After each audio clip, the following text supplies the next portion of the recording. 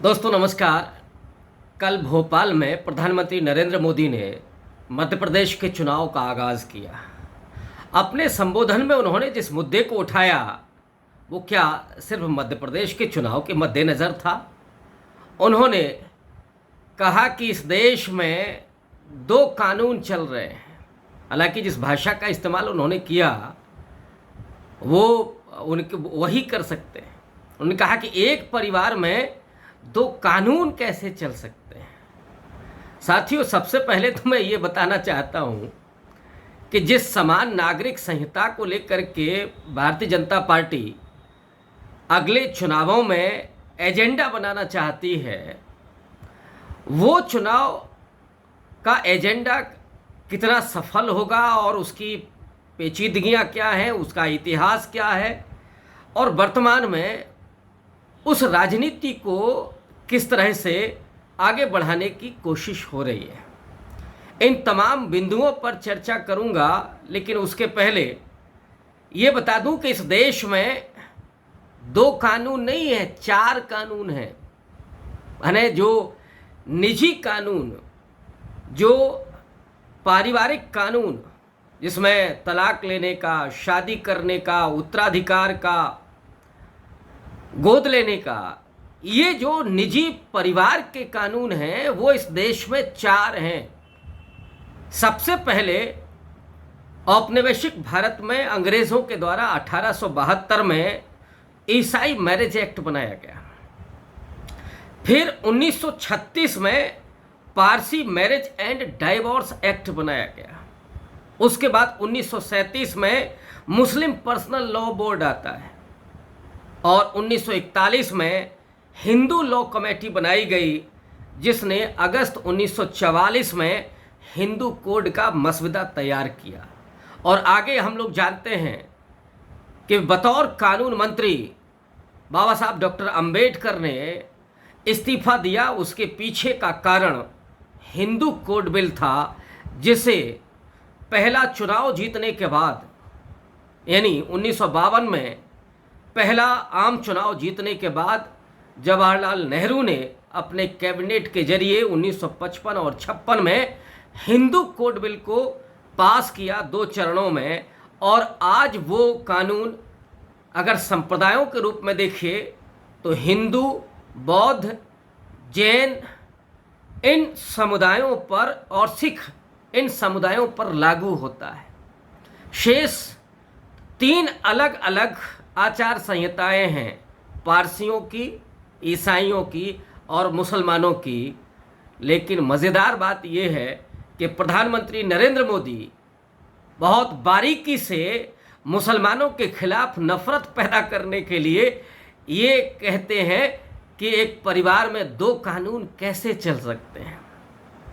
अब दोस्तों, इसकी राजनीति क्या है? दरअसल जनसंघ के जमाने से ही इस देश में जो दक्षिणपंथी धड़ा है वो 3 मुद्दों पर राजनीति करता आया है।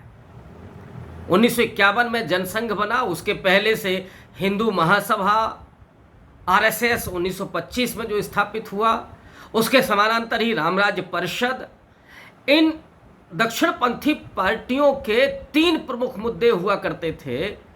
धारा 370 यानी कश्मीर की स्वतंत्रता को ख़त्म करना, दूसरा राम मंदिर का मुद्दा जो हिंदू महासभा का कोर इशू था आज़ादी के समय, जिसे बाद में जनसंघ के जरिए और आरएसएस विश्व हिंदू परिषद के जरिए 1980 में स्थापित बीजेपी ने राम मंदिर आंदोलन को उठा करके अपना कोर मुद्दा बनाया। और तीसरा समान नागरिक संहिता, ये भी जनसंघ और बीजेपी के लिए बराबर मुद्दे रहे हैं। लेकिन 2014 में नरेंद्र मोदी जब पूर्ण बहुमत की सरकार बनाते हैं, उस समय इन मुद्दों को और गर्म करते हैं। वो हिंदू मुसलमानों के बीच की जो दूरियां हैं, जो नफरतें हैं, जो खाइयां हैं, जिसके लिए वो पहले से फेमस रहे हैं, 2002 के गोधरा दंगों और उसके बाद की परिस्थितियां, वो एक हिंदू हृदय सम्राट बनकर के उभरते हैं, खास करके उस सवर्ण मिडिल क्लास के दिल में जो आते हुए कारपोरेट को भी नहीं देख पा रहा था, जिस कारपोरेट ने मोदी की सत्ता को पीछे से पूरे तरीके से अपने लिए इस्तेमाल किया। तो कारपोरेट हिंदुत्व के रथ पर सवार होकर के नरेंद्र मोदी 2014 का चुनाव जीतते हैं और फिर 2019 में वो और बड़े बहुमत के साथ 303 सीटें जीत करके वो पार्लियामेंट में पहुंचते हैं और पहला एजेंडा उनका कामयाब होता है 5 अगस्त 2019 को, जिसे बतौर होम मिनिस्टर अमित शाह ने ऐलान किया धारा 370 और 35A को समाप्त करने का। उसके ठीक 1 साल के बाद राम मंदिर निर्माण की नींव रखी गई। आपको याद होगा कि प्रधानमंत्री नरेंद्र मोदी पूरे कर्मकांड के साथ अयोध्या पहुंचे थे मोहन भागवत के साथ में। तब वहाँ रामनाथ कोविंद नहीं थे जो राष्ट्रपति थे उस समय और दलित थे। मैं ये भी यहाँ याद दिला दूँ, 9 नवंबर 1989 को जब राम मंदिर का शिलान्यास किया गया था, उसकी पहली नींव रखने वाला, ईंट रखने वाला कामेश्वर चौपाल थे, जो बिहार से आते थे और दलित समुदाय के थे। लेकिन एक दलित राष्ट्रपति उस मंदिर के शिला पूजन में नहीं पहुंच सकता।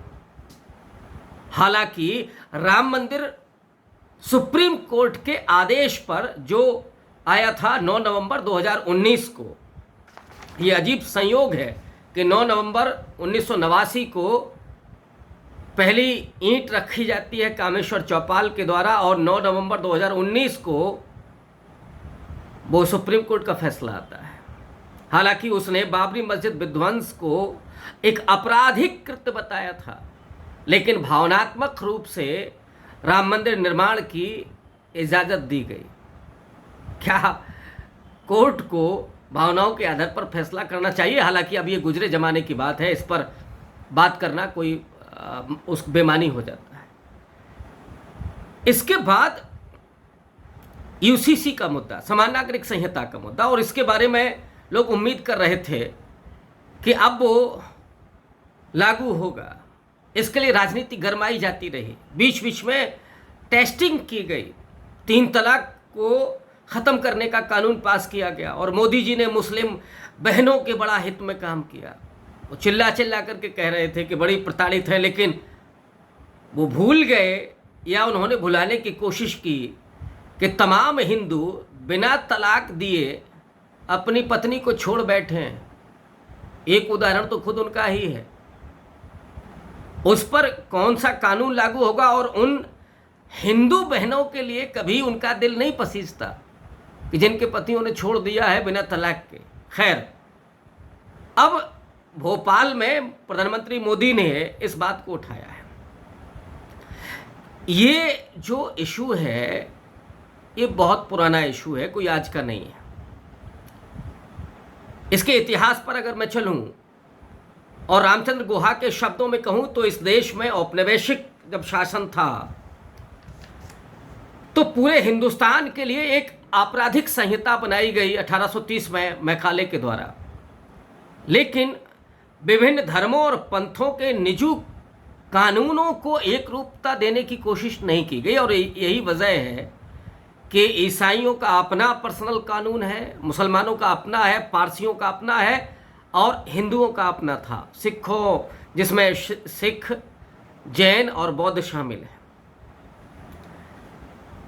ये कोशिश आगे हुई, जो हिंदू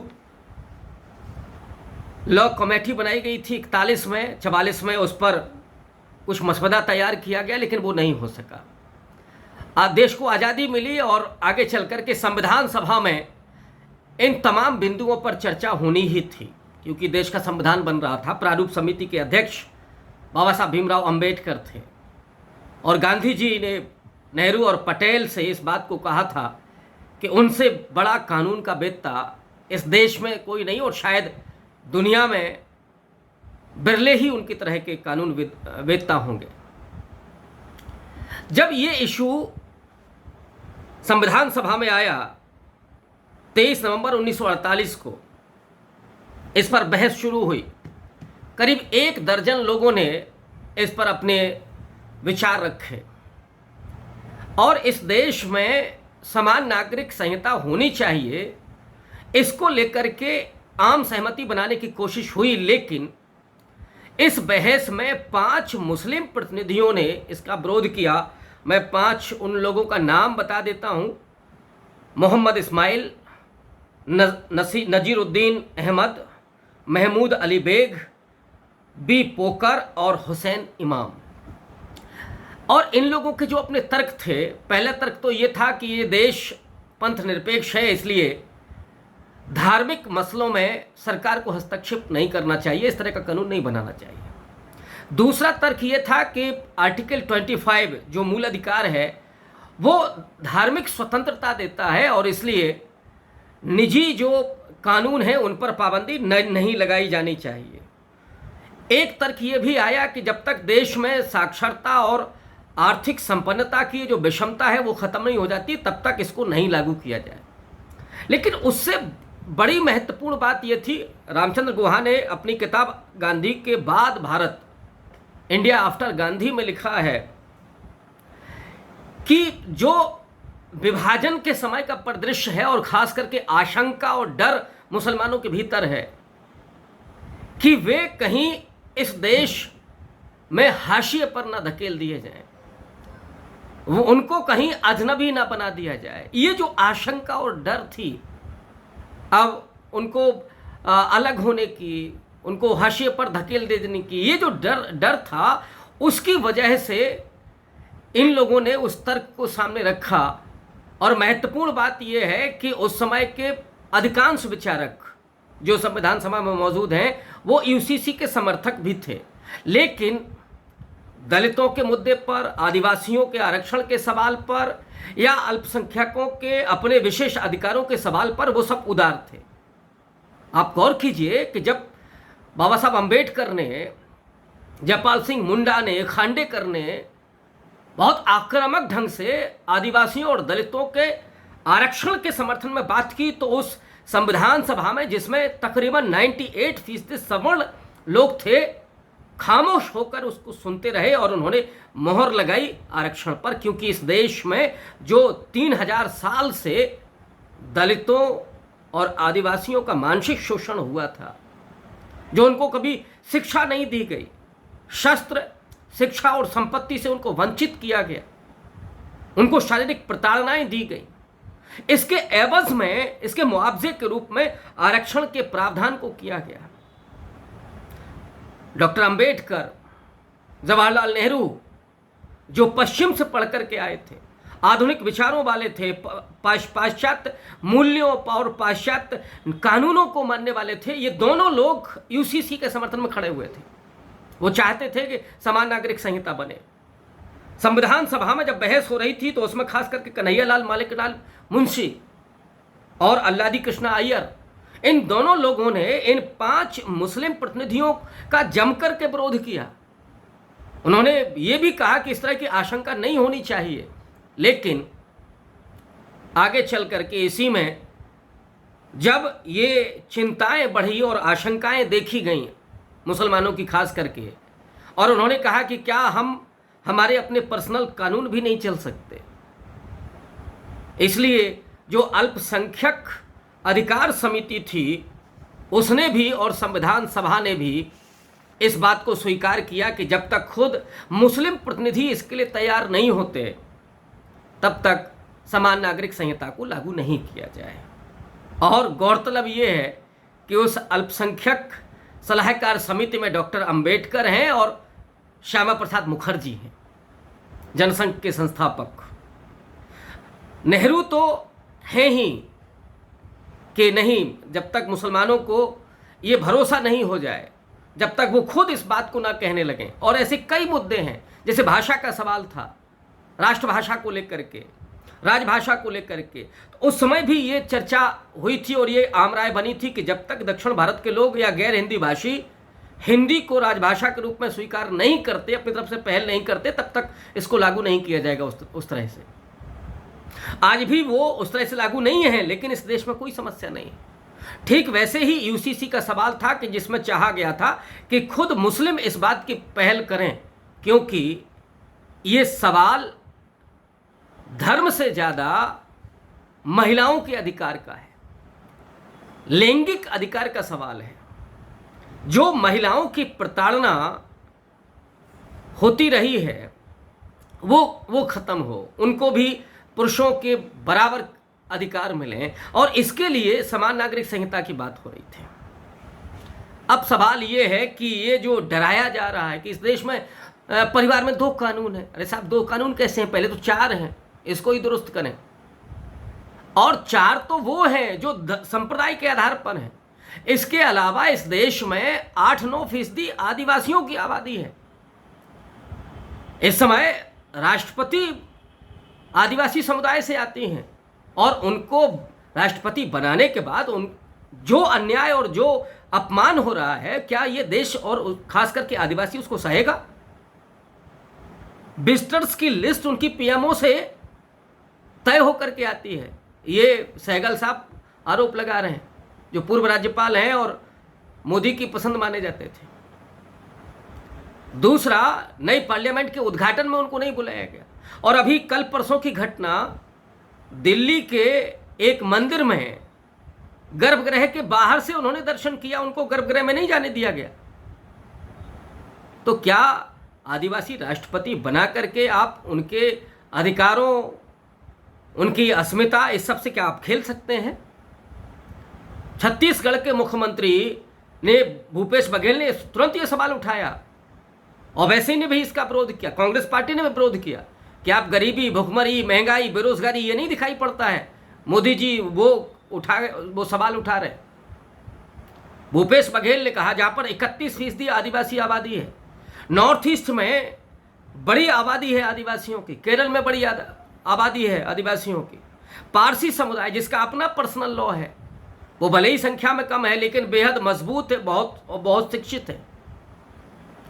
नॉर्थ ईस्ट में, नागालैंड में, मणिपुर में, यहाँ पर आदिवासियों की, और जो ईसाई धर्म स्वीकार कर चुके हैं, उनकी अपनी आचार संहिताएं हैं।